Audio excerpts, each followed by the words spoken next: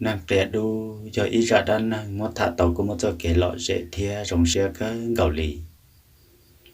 thọ chạy ta rồi ít trọng phong yên lòng sẽ đợi chúa là chúa tù nên họ trả là một cộng lòng cụ thả ra mẹ nọ thầu pi là một gia trò thầu sầu trên nữa họ giờ thả tàu một dòng lý trả nó ít trọng phong chứ cái tin năng trả trở lý ra đan ngồi tên nệ tên gì tên bỏ tên giờ ít sự tao mất thả thầu là lại tiền nhớ đồ sang bố thầu u về tin năng là chỉ bên mong nhớ của sáng trợ là một nhớ trong địa tê nhớ trong lúc sẽ hệ thống ta để trợ sáng trợ mà ít tu chỉ hốt tải giấy tu năng mua la lị láp lần trẻ theo mua nhiều mua chia lớn nụ hàng chỉ hốt tải nếu giấy tu năng mua la lị láp lần trẻ chỉ nên trợ là một ở tê ở lia ở án tông tấu ta xuyên thọ thầu liên ta là này cũng là một giải tu ma tu khé tu trò trong là một ba người lê khá lên nụng nhất trò chỉ có tại lúc chơi dị năng trẻ là một tàu để nên tàu sòng cua trò chỉ có tại lúc chơi dị năng thầu là một ấy lưu dị năng mua nhiều một chiêm lớn nụ kèm gạo đi lại đủ trẻ thầu chỉ có tại lúc chơi dị năng thầu là một ấy lưu dị năng mua nhiều một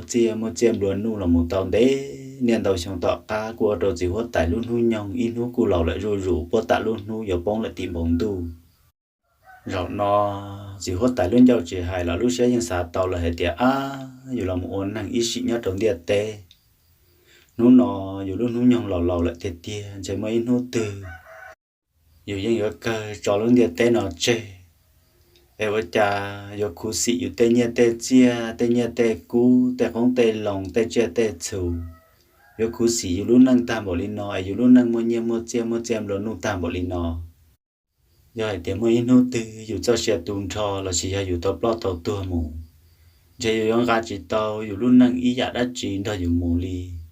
ê cho phá lực tiệt dù họ cho khát thơ thiết đùa là một năng dù bỏ là một thiệt tàu ý luôn năng rồng li luôn nọ lại nó tiệt giờ ô tô chỉ hốt tại cú xị chỉ hốt tại lúc chơi dị năng ta xuyên thò luôn những vị giờ tiệt chỉ hốt tại lúc chơi dị năng mà giờ lúc dị năng mua nhiều một chiêm đồ nô hàng chẳng nó chỉ hốt tại xa chỉ có tại chợ xã thì chế chế phải thế rằng là những yếu tố thiệt thiệt còn năng những chỉ chơi plei nhiều lúc chơi gì năng nó giờ mấy nó từ yếu tố là mất trò chơi chơi ở trả cú sĩ thế chắc nó chỉ có tại phần ta xã thì yếu ở đi trả thế giờ yếu tố trò phá lực tiệt thời thiết trò là một năng đùa thế là giờ trò cá là một thiệt tàu yếu lúc năng nó thế thì giờ ta là một khử tới luôn năng mua nhiều một chiêm rồi nuôi lúc cũ nó lại chắc chắn nó chỉ có tại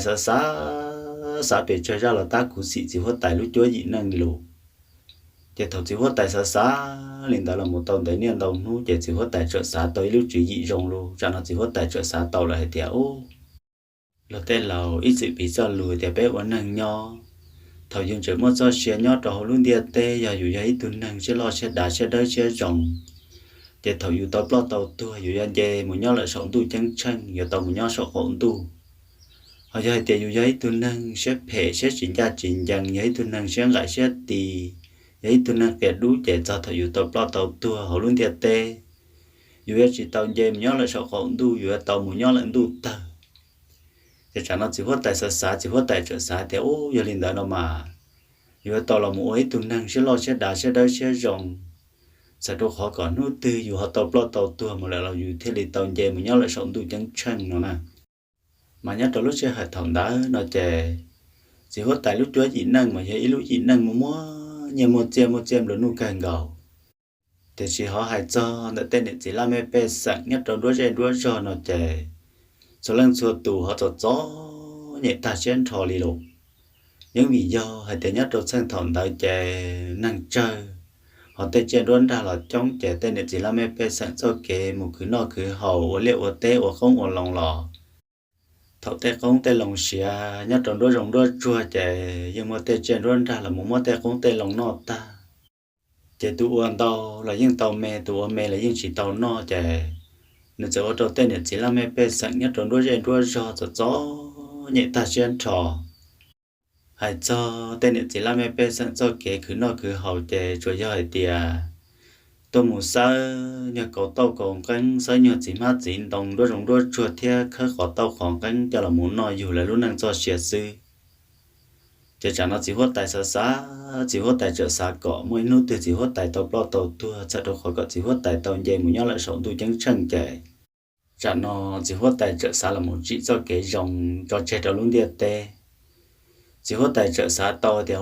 giờ trong này non chạy giờ tàu là một luôn này chỉ làm em bê sẵn giờ tàu là một thòอยู่แต่không tê lòng là một phái bút rồi này chỉ làm em bê sẵn nó giờ tao là một thòอยู่tây nhẹ tây chia cha là một phái rồi này chỉ làm mấy bé sẵn tàu xì bốอยู่tây chia tây chu rồi này chỉ làm mấy bé sẵn tàu du sao tôi khó còn này chỉ làm mấy bé sẵn mua nông chia nông chu nông công nông lòng thia mua nhẹ mua chia là một đo lúa xì thia chỉ chọn nhẹ nó chạy cha nó chỉ hốt tài sẽ là một tăng trái lúc cộng hậu lo ta trên thò là một ấy lúc chạy trong đó chỉ hốt tài khó trông chạy cho chúa nó chỉ hốt tài giờ chủ tao là một chi tu ma tu hay là một rau ôm mò cho tôi trâu cho hậu lúc trẻ công hậu hậu sao cho khó cho tên này chỉ làm mấy bé sẵn cho chọn nhẹ trang khí tuần nó thâu là cho kế là một rau ôm mò bút rồi lại nó là chỉ có tài trợ cá nhân cá chia tôi một phái cho tên này chỉ làm mấy bé sẵn là tàu xì thế cha chỉ có tài tê chia tê chủ nè chia nè chủ tôi một bút thế phái cho tên này chỉ làm mấy bé sẵn là cho một du luôn để cho chúa nó chỉ hốt tài nhưng là mù chờ tan họ tên này chỉ là mấy bé sẵn có tôi mù no mù hậu nhất đồ chỉ hốt tài lúc trẻ cộng hậu hậu để chỉ mà chỉ hốt tài là mù rau mò là mù phái nhẹ phái chia chủ trò tên này chỉ là mấy bé sẵn lại no lại xì lại du lịch đó là một tàu đấy nên tàu xong lò nhưng mà đồ chỉ hốt tài lúc chúa gì nâng chỉ mua khó chọn nhẹ lì chỉ hốt tài lúc chúa gì nâng nhưng chẳng xuống không xuống nhung đồ nu rủ tô mù dư thế lộ để chỉ chuột chỉ hốt tại cho cái nhua xia hoặc họ chỉ hốt tại bao rong thiết trắng chắp lại để cho chỉ hốt tại bao lại tiề mấy nô tư chỉ hốt tại những cái tàu tua thầu dù họ tàu tua dù những gà chỉ tàu dù lúc chúa dị năng nó đã có một thơ thiết thơ thì đó phá lực tiện là chỉ hàng gà tàu một lại sợ khổng tu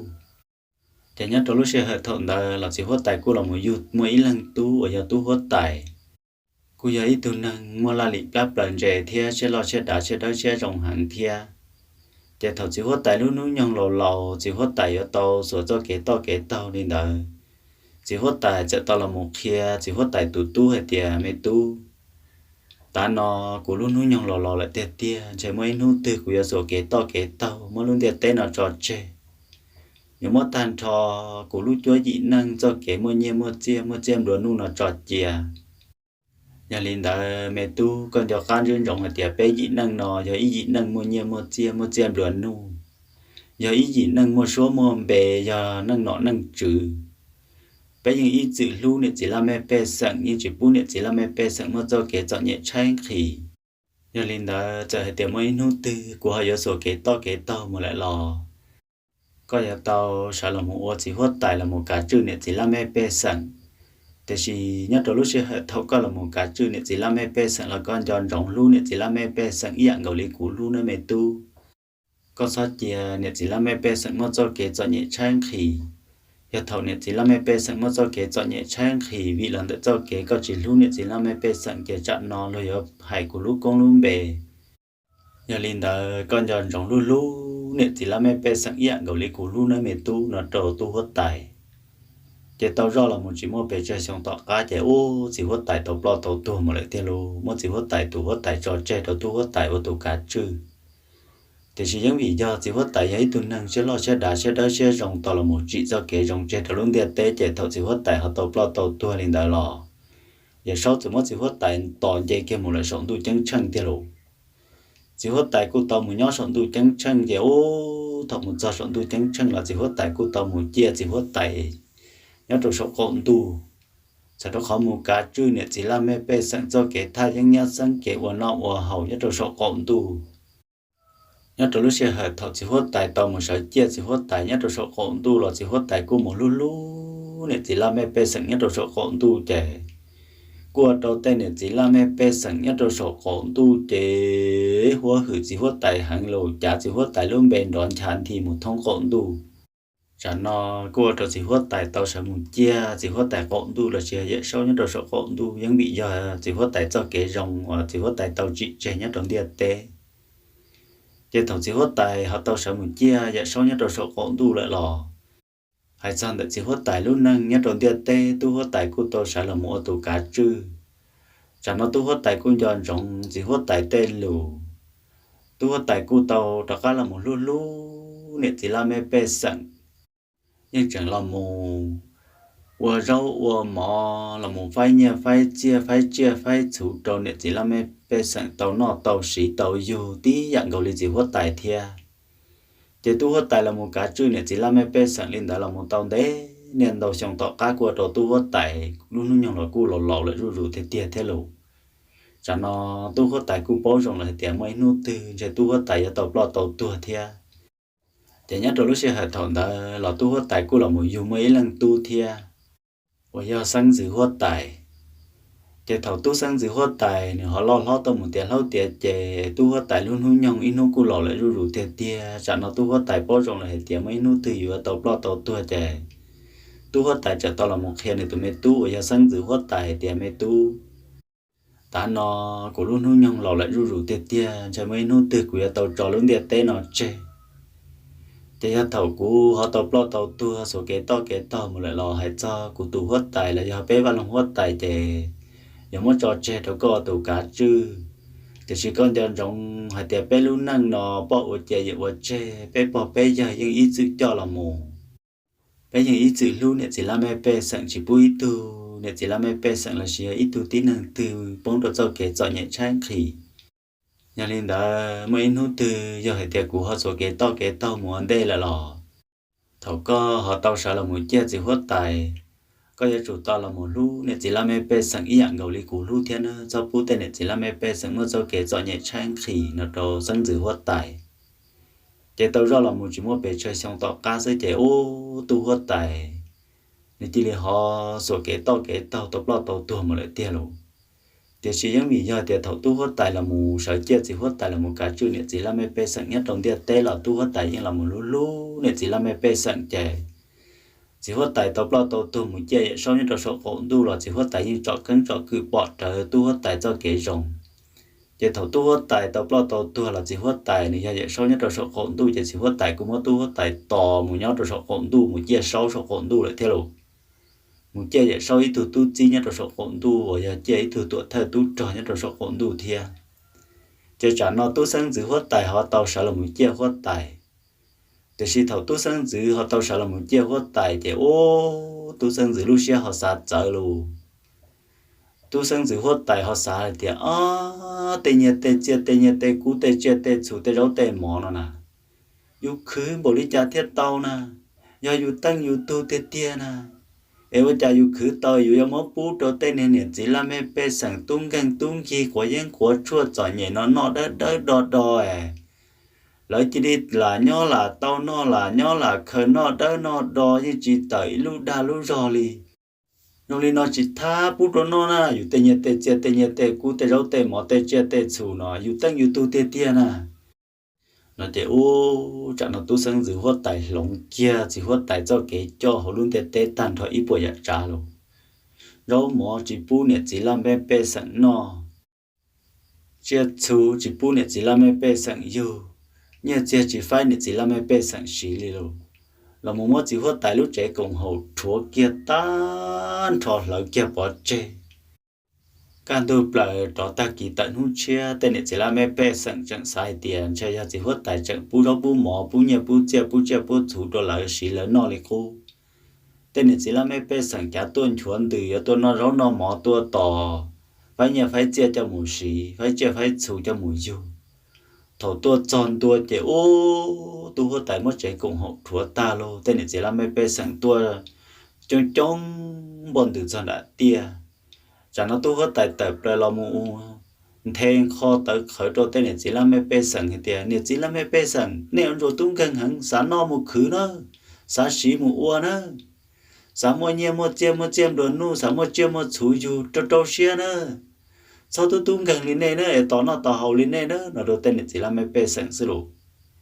thì thầu tu sân giữ hốt tài là một hai linh đại đầu tên này chỉ là mấy bé sẵn thì ô luôn tụ mua la lịt lát đơn dễ luôn qua để luôn cũng trâu xen tròn một khứ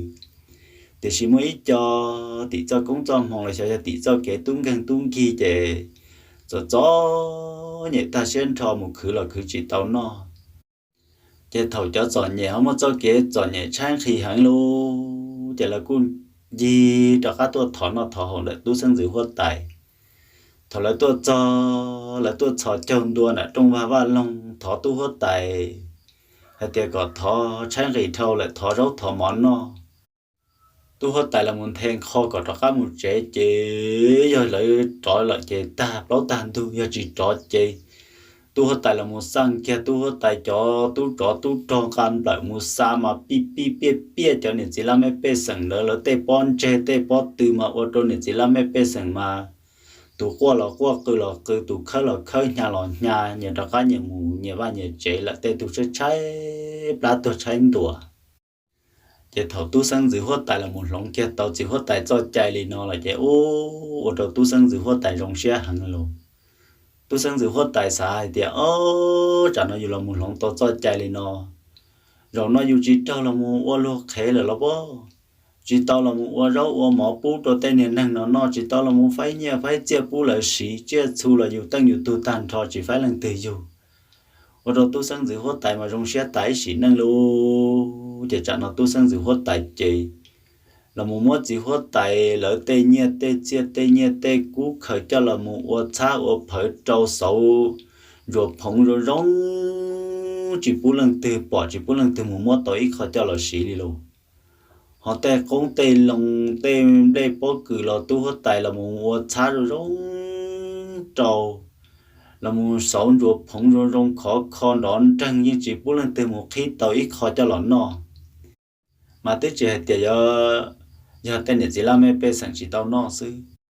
hay sao là tôi sáng giữ hốt tài cho tôi mà tôi khai tôi trò là tôi sáng giữ hốt tài như chỉ bù rau bù mỏ đồ nó đi lại thế luôn hay cho cả nó kẻ hầu nhất đồ văn lòng hốt tài chè tôi sáng giữ hốt tài mà đi là một thêm khó sang tôi sáng giữ hốt tài cho tôi mà tôi khai có muốn thiệt do há rong há chua một đê chỉ má chỉ đông khơi có tàu có cân cho là một uốn nó nhớ cho họ tu hốt tài ban lông ở xứ lù họ hay chọn để tu sang giữ hốt tài kia lò nữ tê cũng tê lông tê mỏm lên nữ tê chỉ no thế này nữ sai tê khú xì thâu lời chỉ mất sầu chia rong xứ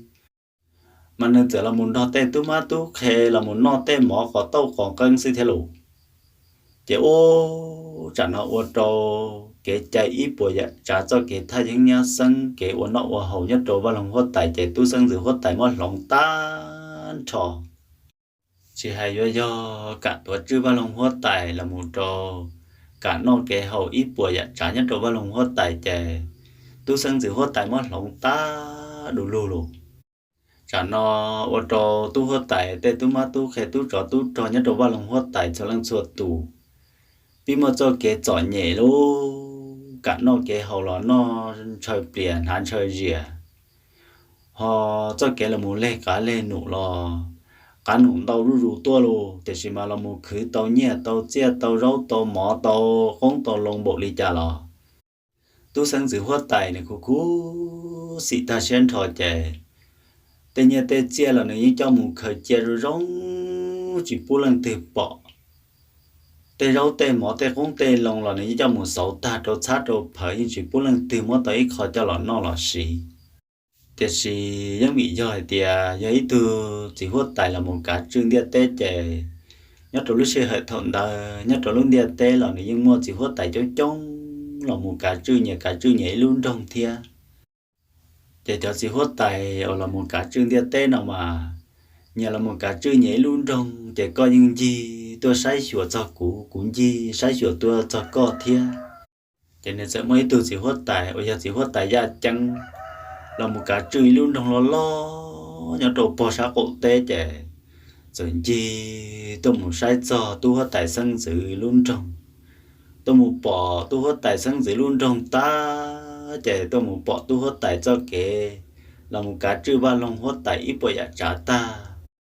thì sự thật chỉ hốt tài ra chẳng tuân gì sai tu hốt tài sang giữ cả chưa bao lòng hốt tài lên đó nó mà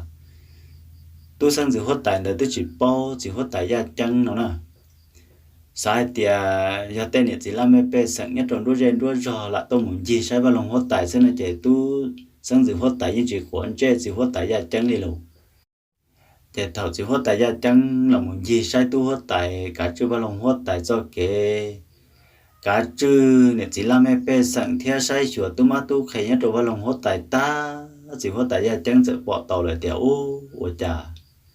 tu hót tại sang dự họ cho trở ta bộ linh đời tên này chỉ làm em bé sẵn cho chọn nhẹ là chỉ ba trái pla là chỉ bút đồ no trái thì chỉ bút đồ hậu họ tên tu ma tu khai tu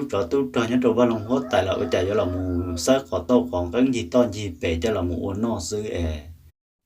sở hữu ở đầu tên tu ma tu khai sẽ đợi một cho kể cho nhẹ trang thì ta một đi nó luôn nó chạy thật sự hót tại gia chẳng là một gì chứ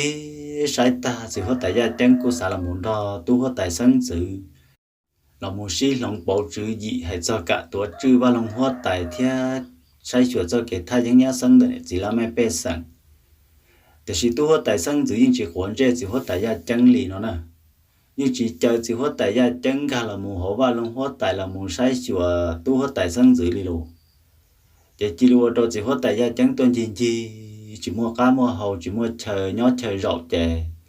chả nó chỉ hót tại gia chẳng nhiều trò cá chỉ hót tại gia chẳng trở là một hai trò tu hót tại sân sự hiện tiệt ô chỉ hót tại diệt tê nó của tôi sai sửa cơ thì chỉ mà của trò cá một chế cho nên đã của một lại giờ có mua chai mua nhiều mua sẽ hệ rong nó có họ tôi sai cũ nữa cũng nhớ đồ bỏ ra chẳng của cô ấy tôi chỉ hót tại là một cả chữ ba lòng hót tại nhớ đồ về ra chẳng thia có mua chai mua nhông rong nó chạy có hành gì tôi sai cũ ước theo để tao là một xí lòng bỏ hay cho lúc chữ gì là một tuổi chữ ba lòng hót tại theo cả chữ sai chuẩn này chỉ là mấy bé sẵn cho cái thay dân cái quần nọ hậu nó chạy ô chỉ hót tại ra chẳng trò cá là luôn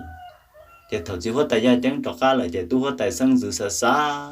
tu hót tại sân dự ta xả tiền ba ôi chà dù tôi xả tiền dù thấy tôi chỉ hót tại là một cả trường địa tế dù thấy tôi ở mua la lì láp lần chạy theo nhớ trò luôn địa tế nó tụ mua số món bề chắp lại giờ dù xứ ôi chà chỗ mua tê tôi chỉ hót tại họ tô mù chơi cả dù một sai theo ôi giờ là một cả trường luôn trong rồi đi chả tu hót tại cô xả một sai một chùa thế rồi thì chỉ thầu tu hót tại giờ một sai một chùa chỉ hót tại gia chẳng nhìn nó chạy tu hót tại này cô xả cho tu ma tu khai tu tròn trò tu hót tại một thiết để chỉ tu hót tại này cô không có cho cái lúc sáng cải sai tiền trả chỉ tu ma tu khai tu tròn trò dùng một chạy thầu một tàu cái tu đế cái yuan tệ rồi tôm ba rau ba món ba nhiêm ba chiên ba su sẽ đâu khỏi nói giờ sĩ tàu cái chạy ô giờ đầu tu hót tại sân dự nếu cô sĩ chỉ xã thổi khó rau ít khó mỏ cho là một địa của su chỉ xã thổi khó nhẹ khó chia cho là một sĩ tàu kế li lộ để cho nó tu hết tại sân dưới nó sợ xã cho nên sợ xã đéo rồi nên nó chạy chơi dùng một tí lần xứ chỉ cho lần từ kia li thế là chuyện gì rau gì món gì nhẹ gì chiên đầu nó chạy nhỏ chạy mấy nu chạy tu hết tại sân dưới sợ là một số kế tư dùng một tí lần một sai chỉ hết tại gia chân lại nó nè chỉ là một tí lần rau mỏ tới chuyện thì su chuyện ba nhẹ chia sĩ tàu kế tới chuyện cả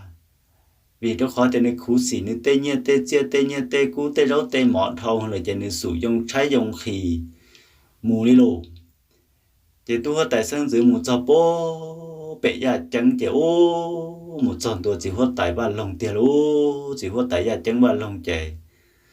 tôi hốt tại sân dưới một chụp lại chè chỉ hốt tại gia trắng chè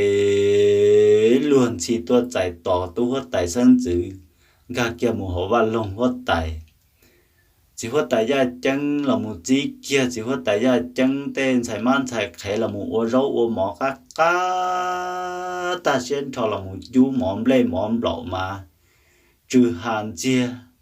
là một trâu kia tỏ trong chờ kia tu hốt tại sân giữ có muốn no thì xin nhớ cho lúc sẽ hở thầu chỉ hốt tại gia trắng cho tu ma tu khé ô rau ô mỏ chi chùa ta thọ tiền là trâu kia tỏ trong để chỉ hốt tại gia trắng là một chờ kia tu hốt tại sân giữ có muốn no rau no mỏ nó chỉ ô chẳng nó tu hốt tại sân giữ trợ xá rôn thà lại tu hốt tại sân dưới trợ xã thì hô giờ thì dùng muốn đó chỉ hốt tại no nè đó chỉ hốt tại gia trắng no nè ấy dùng tua tí lần nó xí nè ấy dùng muốn đó chỉ hốt tại gia trắng no ít lùa chả anh chỉ mới nô từ chỉ hốt tại gia trắng họ tua cho là dùng chế chỉ hốt tại gia trắng họ cho tua đó dùng no thế lộ thầu chỉ hốt tại gia trắng tua họ chỉ tua ít lần đi dùng đấy nó yo cho tu ma tu khai cho sai man sai khai cho po nè tu sẽ tua ấy chả nó yếu lần tuần nó sẽ nữ cho bùa lần tuần nó đã yếu chế mà chỉ tấu sự chỉ nó rụng đua luôn nó chế chỉ hốt tại gia chẳng là chờ tu hốt tại sân giữ mù nó là tu hốt tại sân giữ chỉ cả mù nó lúc trong mỏ nơi đi luôn chỉ hốt tại gia chẳng chờ là tu hốt tại sân giữ thì cú nó cho trâu là cú tên nó cho trâu đã chế cú mà lấy tua cú chỉ nó là nên cả chỉ nó nên sao nó chế chỉ hốt tại gia chẳng là một chơi ha hu là tu sân giữ hốt tại chỉ nhận nó lúc trong mỏ nơi đi luôn chế thầu chỉ hốt tại gia chẳng là một hu chỉ tàu tu hốt tại sân giữ muốn nó chế chỉ hốt tại gia chẳng theo chỉ hốt tại gia chẳng cho tu ma tu khai sẽ lại chỉ là muốn nó trong mỏ đã cả liền tu hốt tại sân giữ như rộng nhớ trò san trộn trả lại nó thầu tu hốt tại sân giữ trả lại nó tê rau tê móm lên móm lẩu tê gai chén gai chi nữa mà cá chỉ cá đi luôn tu hốt tại sân giữ tua tao ở bên hú kẹn đợi đi bao nhiêu mỏ cừ đi bao nhiêu mỏ cỏ nó tao kẹt tua xứ chế tu hốt tại sân giữ chơi trái plát chế giờ lại nó mà tu hốt tại sân giữ mà khi đi luôn cỏ cho mà còn kẹt mà tứ kẹt plát chế thầu chỉ hốt tại gia chẳng là một nó rau nó mỏ ta chế là một xí thả chế ô tu hốt tại sân giữ chỉ đi cho cá là một chế lại luôn những vì giờ thì trái plát thôi lại chỉ đi sai tiền mà đồng giờ cá là một chế thầu tu hốt tại sân giữ cho luôn là một trăm đua chế tu hốt tại sân giữ chế tí tuần chơi mòn tròn chỉ những vì giờ thì tu hốt tại sân giữ xả rõ lại tiền ô một bọ thì hốt tại gia chẳng là nó rau nó mỏ nó gai nó cắt thòng lợi dù sao nó ít đua có cá một linh đời tôi tại sân giữ cô xã là muốn nói ít đua xã là một ít đua cá linh đời trồn đã và lòng hốt tại nó thì chỉ mà tôi hốt tại sân giữ hòn trai thì giờ là một cá linh đời nó nhưng chỉ dù tê tôi mà tôi khai tê bao nhiêu tôi sẽ họ dùng thôi dùng nó thì chỉ họ dùng gì đâu trả đâu giả thế lộ rồi dùng bông nhẹ bông chè bông rau bông mỏ thiên thì khi mà họ chỉ là một ua họ chỉ là một chỉ bao nhiêu tôi sẽ chỉ là một chỉ才慢才开ua lò chả giống khi giống gì cá ta bổ lý yếu lý chả lý lu chỉ chả nó tôi hết tại sân chỉ là một trò chế là một trò ba lồng hết tại chỉ tôi hết tại sân chỉ là một nhỏ chỉ ta xả chỉ ta nhỏ xe lu xả tiền khi ta bảo yếu nó thì khi yếu nó chả là hơn đó yếu nó thế chỉ cú xỉ thế chỉ tôi hết tại sân chỉ là một nhỏ tí tôi nhỏ xe ta xe thò lu chùa bỏ hai tia tờ plei đầu giống gì những trò cá tỏ ra gì những bé những chua chia cho kê thì chỉ mà lù chỉ hại đi thì chẳng nó sẽ ô tô nhiều hót tài lời nhà hót tài sân giữ đỡ ta bỏ tu hót tài sân giữ nhua xe liền đợi chạy nhà hót tài chợ là một nô tu hót tài sân giữ thì có gì ôi chà có một sai chỉ hót tại gia chẳng lọt rồi có nhớ xe tam bộ lý co chỉ hay mua kẻ cuốn chó mua cả nhớ xe chọc lại đã chiều chả có nhớ xe lúa có gì ấy cho nhớ xe của tôi có tụi mình bọn nè có mua kẻ nhớ xe đã chỉ là khe của tao là mà có gì nó cho tu sân giữ hót tại luôn để thầu tu sân giữ hót tại tụi mình bọn nè là một nô này rồi rong liền đợi chạy chặn nó tu sân giữ hót tại sẽ là một hai trong này tụi mình bọn nè thì con nè có bộ bao thì cũng trái pla nè cũng sáng no mỏm ít không mỏm lê nè cái có bậc cả chuối không mỏm lê các cá trâu cũng no này con nè nó trâu nhau hốt tại sân sự để trả nó nhau hốt tại sân sự là một tay kia tu hốt tại sân sự thì có gì khỏi nhau mỏm lê lên đó xe chắc cũng nè chú chỉ tao đâu có nói có nhúa siêu đó chứ nè cú mà chú tan cho đồ bé tên này chỉ là mấy bé sẵn nhá đồ bé lung rồng nó no tới tao na ấy có giờ chơi đó chỉ là chú mỏ ở đâu mỏ xe của nhà chơi này có gì nó đồ tu sân giữ hốt tài chẳng nó tu sân giữ hốt tài thì hay đó chỉ lấy có nè cú chỉ tao hay thì có giờ là một chú mỏ ba mỏ đồ này chỉ là mấy bé sẵn thông lời bé lung rồng nó no nè tên này chỉ là mấy bé sẵn nó cú này cho nên nó nương cây là quá cha na ấy có nè một chú mỏ ba mỏ đồ lấy no nè giờ có chỉ là một chú mỏm ba cây man thong cho tên này chỉ là mấy bé sẵn thông lời bé luôn đồng nó chạy chỉ ta ua là tao là có nè nó trâu nhang hoa tại sân dự luôn chạy trả nó nhang hoa tại sân dự có là một té tu sân dự hoa tại thì có gì giờ thì có chỉ bố của chú mỏm ba mỏm ta thằng trâu tên này chỉ là mấy bé sẵn họ bé luôn đồng nó chạy cũng mà lấy ba có là một giàu đồ cho tha trả bé lúc rẻ lúc rõ nhau ít chân trả ở chả buồn gì rồi rẻ bé lúc trẻ nó xứ là mà có gì ở ba có giàu sẽ nó xứ tu có tay ôi chả có chuyện hay đi co thế cú chỉ tao thì có cái là muốn ba còn tao một lần tới tôi tên nhân năng nhau chỉ bé rõ bé ba bé trẻ nó thế nào tên nó cú chỉ cho lại nó làm gì nè có chuyện là muốn ba rồi lại nó đã chỉ thế nó trẻ nha họ tại sinh dự là một hai cái đồ tu sinh dự họ tại thì có chỉ gia đình ta nó chạy cũng mắm ba có giàu đồ bé cho tôi mà tôi khai theo bé trẻ nên thành thao sẽ đợi nhau hộ và lòng họ tại nó sử dụng tôi họ tại sinh dự thì ôi chả có một hai ô lô đi cơ cũng chỉ tao có con ban tao bỏ lên tới nè nó đồ nhà sinh dự họ tại thế luôn chỉ cho nó nhà sinh dự họ tại thì có chỉ gia đình tại thì cũng mà lên ba có giàu có thế cũng nó sử dụng nó đồ tu sinh dự họ tại cho nó tu sinh dự hót tay cô là một hai cái đồ này tụi mình bỏ nhẹ lại cho nhá sinh dự hót tay thì chỉ do lên đấy thế nào cú sáng của con ba tí kho đâu cũng no xí na cú chỉ to thì của con ba đâu có thế cú ở lại no na nó trồi nhá sinh dự hót tay theo lù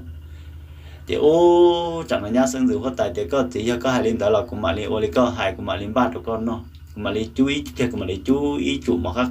đâu con no nữa nó trồi tu sinh dự hót tay chẳng nó tôi sang dự hót tài xã rõ lại thì ô giờ thì giờ là một chú họ vào lòng hót tài thì giờ ở trong tệ tu ma tu khe tu trò tệ bọn này tu sẽ theo được bỏ luôn ấy chỉ thầu yun nọ là họ ăn trò yun nọ thế luôn ấy ô lý trả luôn nó chỉ chẳng nó tu hót tài sang dự là một hai trâu này tụi mình bọn này thì con nè giờ thì cái chú cũng no mà cũng chỉ bố cái chú hậu trẻ nọ cái dòng ba rong ba mỏm lên mỏm đọt của nó mà cũng chỉ bố con ba hậu trẻ nọ giờ thì có lúc của tia nó chạy con ba ấy mù là bố thì hà rộng ấy con mà đi một chú đâu cũng nó ta thì mà mà nó trẻ nó đâu nên tụi mình bỏ nhẹ luôn chỉ trả nó nhá sang dự hót tài của là một hai trâu tu sang dự hót tài thì ô li là một có chỉ ra thì có hai tia một chú là bố tí là mua là có mũ của mà lim ba nó chỉ cho nó nhá sang dự hót tại cô là muốn ba chùm ba lo câu ba chùm ba rong ba mỏ ba cay ba nọ kéo tôi mà lên nhia kế sĩ cho tôi một bố tiệp là hà giống nụ chân hà giống nụ xe chạy thầu tôi một cho chạy nhá sang dự hót tại mà lên tôi một chú mỏm lên mỏm đậu quần gai quần họ quần râu quần mỏ cá ta xuyên trò mà nhà sang dưới hót tại tôi một chú móm lên móm lẩu bơ thì hai giống nụ chân hai giống nụ xe mà chỉ bao hai lì lơ thật chú móm lẩu tuần cho ba lô mà trừ hàn ra một thông hai giống nụ chân hai giống nụ xe họ tôi một kiến gai mà ký mê đó mà trừ hàn ra thông hai giống nụ chân hai giống nụ xe mà ở đâu tôi sang dưới hót tại mà nó chỉ mà nó lì lơ gõ cho cái cổng xe thì khi mà tôi sang dự hót tại mà ta hay ta rõ đầu nhà sang dự hót tại thì con nhỉ nữa giờ có một xíu mà có chơi cũng no nhà thì cũng no sẵn nó chỉ ta có mà nó có sao nó cũng no kia chợ nhưng chỉ giàu cũng nó đồ nhà sang dự hót tại ta lì xí lộ thì nhà sang dự hót tại cô thì ôi là mà có gì cũng mà chơi có no thế có no sẵn cũng mà no có nó chỉ sẵn là cũng tôi chỉ chơi play cũng chỉ no là to là mà có gì nó đồ tôi sang dự hót tại xí lộ chỉ nhớ đầu lúc xe hệ thống đời chạy ô chỉ hót tài thia giờ hót tài người nhớ đầu số cộn tu cái tàu một sợi chơi sâu nhớ đầu số cộn tu cái giờ là một chỗ cá chỗ cửa họ luôn đi tê giờ là một sai cái lúc chơi gì năng nhớ đầu đi tê xe tu sang dự hót tài là một cá chư trong đi trả lại chơi ô thằng cái là một tí là một sai chơi cái giờ bỏ tu hót tài sang dự nhớ đầu đi tê ô cha yo cuốn lọc cái đu tái xí năng lu tê rau tê mỏ tê con tê lồng mỏ sầu đồ hậu cha hậu phở ta tê nhà tê cú mỏ sầu đồ phi sa mê lồng ta nhưng chỉ là một phái đồ tu ma tu khe xí rau mỏ chỉ bu tu ma tu khe no tê chế cùng hậu và ít chữ chơi này chỉ là mấy bé sẵn cho một chỗ kế cho nhẹ trang khi tôi nó tôi hậu lò tôi sang dự hót tại mất chúa mất trẻ ta lì lờ lù đâu lên đó giờ là một chú ý đồ món nó sư chuẩn trai trái gì tê tôi mà tôi khẽ nhất đồ vào lòng hót tại bao ấy là hơi ăn đòn nó rồi nhẹ tôi một chút đồ bọc là hà giống nụ chân hà giống nụ xe thia thầu tôi một chút rồi hà giống nụ chân hà giống nụ xe lò tôi chỉ xả bút rồi tụi mày bỏ nhẹo giờ nhá sân dưới đỡ nọ theo luôn kiểu trận nọ giờ huất tài thiết chỉ huất tài nhá sổ khổn tu cái sự riêng riêng cái tụi mày tu kiểu ôi chả là một cho trời ta một lên đỡ luôn chỉ huất tài giờ người tụi mày tu kia chỉ huất tài chả là một salad rồi giờ huất tài thì cụt gì luôn bây giờ tụi tu nó tao sợ là một nhót tròn điện tế là một chia chỉ huất tài cả chữ lúc bao lần huất tài nhót tròn điện tế ôi trời lúc sẽ giờ mẹ ta một đi nó là giờ là một cho phê cho gài ta một đi nó là giờ trong đi nó mà cụt gì luôn giờ chỉ một ba đời trò mà mấy nốt tư nữa là một năng nhót tròn điện tế ta nữa sĩ năng cho nên chỉ tao dây lần thôi nhót số khổn tu nó là nè nếu tao một lần tu tơ mà nếu một bóng cho cái trò nhẹ trang khỉ nữa cho nên đến chơi ưa tông thế lúc chỉ là một ba lô của chỉ lô nó cho chỉ hốt tài rồi kiểu chọn nó chỉ hốt tài thế chỉ hốt tài cái là tu hốt tài thế chỉ hốt tài cái mà lấy tàu xí thả chè cái mà lấy tàu xí sa la tới lúc chỉ gì chè chọn nó tu hốt tài thế tàu là một hai cho chỉ hốt tài tiệt vô lên nó giờ trong lên nó là chè tàu giờ chủ tông kỳ một lần điện tê cây chân một tài xí non ta một ba sẽ bỏ tàu sợ đâu khó cỡ một đời cho cả tàu nữa sao kế hệ đời cho cả tàu nữa lúc sáng giải sẽ tì nó sợ đâu khó cỡ mấy nốt tiền là tàu ta lúcนั้นcho xe nhất đầu tiên tên là người theo lịch tàu chơi lần thứ nhất số khổn tu nó trổ chỉ hốt tài để thầu tu hốt tài thế chỉ hốt tài khổn tu cái xí xa la lên tới chẳng cái theo tàu cái kia lòng tiền tên nhất đầu lúc xí hợp thầu ta tọa nhà hốt tài sân dưới theo tu hốt tài sân dưới cái chỗ một pro nó pro hậu nhất đột là giống nút chân giống nút xe để thầu tu hốt tài theo chỉ hốt tài gần cái lò để chỉ hốt tài chắc là một hai đầu tu hốt tài thì ôi nó nói mày tu nè mù nó để cho tu má tu khề tu trọ tu tròn thôi mù tí xị mà cho chua lần tu má chua lần tu khề thôi mù thì xị thôi mù đã nó để của những xí ấy từ một pha tổ chia tổ gai chọc chia họ có những xí ấy từ chỉ ấu chọc gai nữa hỏi cho tôi má tôi khen là mới cho tôi chống đời mù mà rong ý à li mù chọn cái nhớ đồ hải rong nụ chân hải rong nụ xe sữa nó chỉ giờ hốt tài thế tôi hốt tài là chẳng cái kia sọ khổng tu lò lò chè chỉ hồi giờ hốt tài chợ cái kia là cho tôi chỉ ông để thế cho tôi má tôi khen tôi trò cho chống lòng chè là một chữ là tôi sang dự hốt tài thế nhá sang dự hốt tài người ta tỏ là một我肉我毛我盖我脑子寒气，这头也少了些只好在广东的给了吃不了的那些，在了么还着都生只好带天家生只好带个的哦，你好带天只好带，我讲你好多我肉我毛我盖我脑底不还融入正还融入些了只哈大不哩喏，要领导头那那喏喽只哈头人只哈咯哩弄喏。bây giờ đời gì tôi một chậu trên rốn đá tôi một tua trên rốn đá là tôi một ít nó nói chậu chỉ tàu trên rốn đá trái plat thâu là món này chậu rốn chậu món là bé thọn rồi nên nó thế xe nó trổ tu sân dự hốt tài thế nhá sân dự hốt tài rồi chỉ chả nó nhá sân dự hốt tài của thế tàu cơ là mà lo cái chỉ là nó bé nó món tàu một chợ là bé nó ấy là nó bé đìa nó xuyên mò tu sân dự hốt tài mà khó một lề lo sai tiệt ôi trời này bọn nhỉ nói giống một hai đã chỉ đến tới YouTube chỉ xả bút thế tu má tu khe tu trò thì bao lòng hót tay nói như thế cho tôi một ô tô là giống nút chân hà giống nút xe nói chỉ tiền mất trời kia dài xưa họ trời là một hai tiền sẽ là một đò nọ thiệt giống như nói yếu cha cháu nọ thiệt luôn thì ô chặn nọ trời tiền tu sinh dự hót tay ô không muốn lề lo lên đó là nhá sinh dự hót tay chỉ là mất trâu chúa đó là một trời chỉ chờ chỉ hốt tài cộng tu là sẽ đỡ nó thì khi mà thầu chơi là một nên đợi chơi tu sinh chỉ hốt tài sẽ là một hai đôi chỉ hốt tài cộng tu ở nhà tu một pha đến ta lại chơi thì thì khi mà có hai đôi có lại một pha cú bọn nhà tôi ở rau ở mỏ rồi hai rong nút chân hai rong nút xe nào mà chỗ ở chỗ ít lần nó sẽ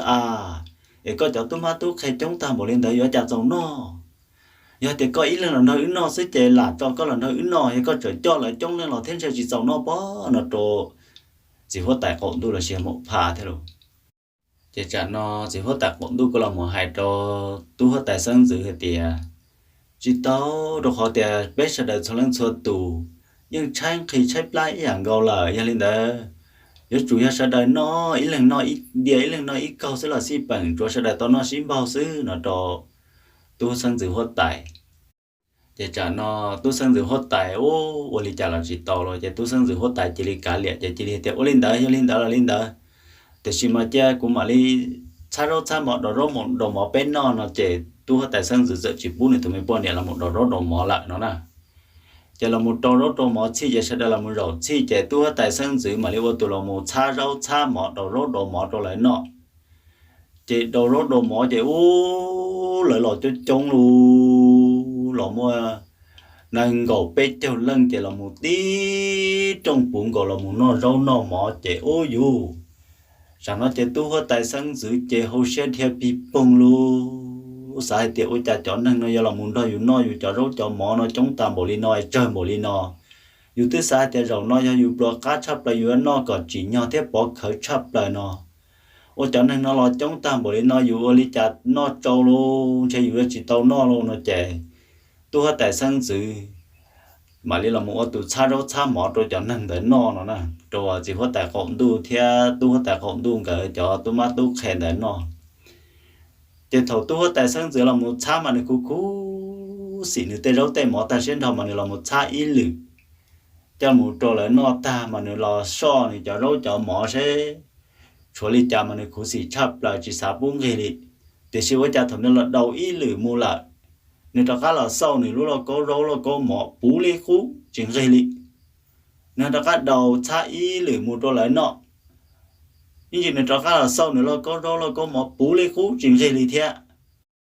thì xin là một cha rồi ý ở nhiều lử nó sẽ chạy nên sợ là một hai trâu tan thò chỉ có tại cộng tu có tại cộng tu là một trâu này cho tu má tu khai tu trò sẽ đời thì à ô rồi một ta là lâu no lên đạo sư nó chạy còn nó mà tí tu hết tại cộng tu theo chỉ có tại cộng tu cái dạng gì là một ô rau ô mỏ lên tại trâu tu hết tại sân dưới nó là một trâu sẽ đời nó lại chẳng có những bao giờ rau tê mỏ tại những chỉ ta nữa nè chỉ thầu tu sân dưới hết tại thì rau mỏ ta là nó lý sư nó chạy chỉ hết tại giờ thì so lên đó nó cũng chỉ sai so ta kia là chạy chuẩn mình chỉ đâu có thế nó trâu tu sân dưới hết tại chỉ thầu chỉ hết tại còn tu là xe từ một pan tại là một sau chỉ nó có đó nó có một chỗ bù lì cũ chỉ ô tu hết tại nữa bùa ca luôn cho nên sao thì ô trái chỉ một pha là một số bỏi rau một chỗ bù lì cũ chỉ chăm hơn cho nên sao mới nữa sao thì vỏ chỉ lúc là có một chỉ bù còn một pha là một số bò luôn cho thằng nó muốn nữa sao thì vỏ kia lên tới chỉ ô tu hết tại cộng tu ở nhà chỉ ô trong cái đó giờ là một chỉ là một cho gì kia nó xe trốn tới chỉ gì tu kia tu sinh dự hết tại tệ tan thôi chỉ tu sinh dự hết tại chỉ đi cho phở là có món là chỉ khía cái muốn rửa tệ muốn để dầu tệ thì chỉ lúc sẽ hở thầu tu sinh dự hết tại một dầu tệ kia lên tới chỉ nên chỉ ấu và giờ tu hết tại khẩu tu dạng chỉ là một ô này ấu trong cái đó cho gì kia cho nó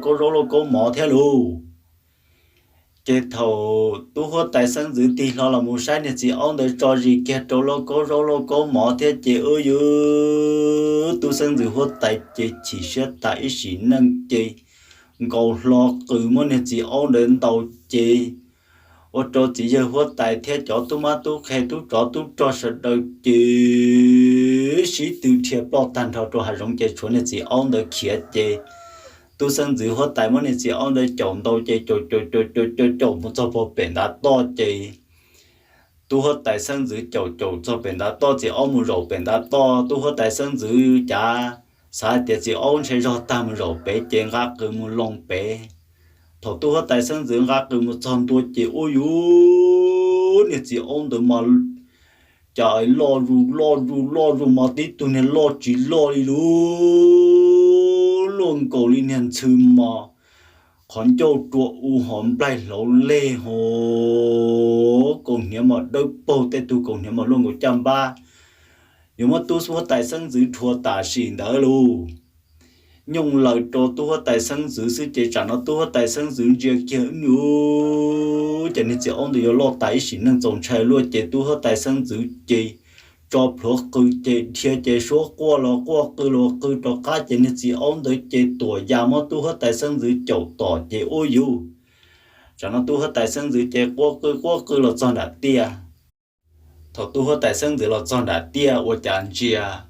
ô niệm một pha này thế cho tu ma tu khề tu cho sợ trời mà giờ cha chỉ nhớ hộ á là luôn sẽ đợi cho lên cho tu mà ya ô yu ô dân sầu in đàn tu luôn chỉ nhớ sống dân thì chỉ ôn được một tu sân dưới hết tại chỗ nó mà lấy mà luôn sầu tua luôn giờ cho tu sân dưới hết tại trên trái lon trái cha mò đi ơ chỉ chẳng là tu sân dưới hết tại chỉ qua cơ cọ chỉ hết tại con tu là xem một pha lại lon đầu lại tụ âu thọ cọ lại lọ ban đầu lại tụ âu này chị chẳng nó chỉ hết tại con tu thế này là một hải trò tu sân dưới hết tại tiệm mẹ tu để có tu chỉ tụ gì âu trồng gai à để có chỉ có gì nào là mà cú chỉ có dân ta có bộ bao thì thấu có chỉ ở chỉ hốt tại là một cái chữ ba lông nhất trong địa tê là một lú này chỉ là mấy bé sẵn hàng rau mỏ là bú này chỉ là mấy bé sẵn nó chỉ bú là trái là khỉ như chơi bú là sĩ chơi su bú là du thứ hai rằng đâu có là tiền hút từ giờ thì có tàu sẽ là một chia chỉ hốt tại là một cái chữ ba lông hốt tại nhất trong địa tê trẻ có sau bú bông lú con lú bè có cái chi là một lúc này chỉ là mấy bé sản lịch cũ thì chỉ ôi chán hú nó có là một lồng cho chạy tan thôi có chỉ lúc này chỉ là mấy bé sản lịch lại có lúc xưa giờ mẹ yon gái yon cái đút tam bộ lịch co mà lò nó mà mẹ tu chỉ giờ thì là một thiệt tăng bằng chỉ dọn thiệt cái cuốn sọ đâu co nhưng vì giờ thì có giờ tụi mẹ tu thì lúc thiệt chùa cho co hẳn chơi sáng cho co hẳn trái tu trừ chậm mấy nút từ có tàu ta lúc nâng cho xìa nhất trong địa tê có chỉ tàu lần thôi nhất trong sọ ổn tu có giờ tàu một nhó lận tu tờ có giờ một bóng cho kế cho nhẹ trang khỉ giờ linh đã nút nói theo liền lò một ba co sư lò nó chỉ thọ là một hai trâu co hay thì thọ có đặc cá một cho ba cho trẻ một cho trâu ba lồng hốt tại là trẻ có những mình một thọ tê nhẹ tê chia tê không tê lòng tê chia tê su đặc cá là một phái trâu này chỉ là mấy bé sẵn no tê nhẹ tê chia là cái chi là một phái trâu là gì em mới nô từ có là một lúc năng ta có lúc năng do sẽ có theo tàu lại có chỉ cá là một nhóm sống tu chẳng chẳng nữa mẹ tu nó trâu tu sân sự hốt tài luôn chế thầu hai tan thôi lên tờ sư ô trà tu sân sự hốt tài phân mừng cha lò sư giờ có tư chỉ bỏ tu một pha thế chỉ bỏ tu chỉ ôn đời đi là lu tu chia tên chia mong tu sân sự hốt tài tất cả là cho tao họ chơi nó mỏ ô rau mỏ cho nhau bốn tông lên cô tia luôn thì chỉ tu hốt tài mà đi làm một xa làm một nó là nó chỉ cá luôn nó là nó chỉ tàu mà đi xã cho thì ô để rau tên mỏ cá tam bồ nó dù là một nó ít lăng xứ nhưng chỉ nhau giờ chẳng nó tu hốt tài mà đi là một hai trâu nữa tụi mày bỏ nhẹ là xưa nhá sân sự hốt tài để con nhẹ sai thâu là trẻ ấy tay rau tên mỏ nó đã có một trẻ một sao trẻ mà một nó thì trẻ giờ chẳng nó cái của mình cái này chỉ chính cả mà đi mua tay rau tên mỏ cá để đã có là một cho bố thì ba lòng hốt tài đã có là cho ba cho trẻ mà cho là một phái trâu tu ma tu khen nó mà là một khi cha khi phở khi mỏm lê mỏm lẩu khi gai khi nó khi nhẹ khi chia là một trò tu ma tu khe là một ô rau ô món nó để chẳng là tu ma tu khe mà lên trò cá to là một nó một hậu trâu plam bò lì khu lô mà trò cá to là một nhau cá xia một đám một rau có khó tua chẳng nó tu sinh gì hốt tại mà lên tàu trò cá là một rau một mỏ pu nè chỉ là mẹ bé sẵn nó một nhà một chia pu nè chỉ là mẹ bé sẵn xí và cho tên này chỉ là mấy bé sáng thia tên tu ma tu khai tu trò nhất trò ba lòng hót tại sẽ đặt cho lên suốt tù mà lý trò khác là một tàu nọ tàu hầu là một tàu cho kế cá xia là một tàu đế nên tàu xong tàu cá chạy vào tàu tu hót tại luôn hướng nhông của lò lầu là một trò tàu ta luôn nâng cho xia tu hót tại của tàu chạy trò khác muốn trò tu hót tại chỉ theo nữ giờ nhất trò sọ cộn tu lại theo nó nơi ý trọng phong dư cái tin nâng trả rồi liền nói ta là tay lão thế chữ bị cho lù để béวันhằng nho thầuวันhằng nho trong địa tây là chữ tàu chỉ cho cái rồng thầu tàu plo tàu tua mà lại là thế lại tàu một nho được khỏi chơi rồng họ giờ thì thầu bé ở năng nhớ trong địa tê giờ bé chỉ là một chị cho kế rong bé chỉ cho kế phê chế thầu tàu lo tàu tua tàu thà lúcนั้นcho xe nhớ hồng địa tê lại là giờ tàu một nhớ cho kế phê họ nó mà chỗ giờ thì mất thật trở ra đan năng sẽ lấy ý trọng phong dư cái tin năng trả thì chỉ họ trăng tia để bé cho kế qua lúc năng cũng giống nhớ trong địa tê trẻ tụi giờ cho đi trả là dân mua tụi giờ nhẹ đi trả là dân qua thì chỉ ra đan năng mất thà liền tại chạy cụ chuột thà trở ra đan năng sư rồi thì giờ thà tao rồi đi trả là thọ sẽ đời họ sai tia rồi giờ mất thà sẽ đâu khó chỉ cho cái lọ dễ đâu bé sẽ đại tóm lòng ở gì lòng lúc chạy lúc nhông xưa nay ít trọng phong dư cứ tin năng trả ra đan năng mất thà cho là sầu cho chơi lì nó thọ cần nên sẽ đại sau lần sau tụ chuẩn chỉ cho cái nó cá nhân rồng theo một lúc đa lúc rồi khó khó so cam lòng đan năng còn tụ rủ bé mà lấy xin chỉ đùa đặt cá đầu lưỡi ra đầu lưỡi hôm nay ít trọng phong dư cứ tin năng trả sẽ đại chúa lần sau tụ ở trong tàu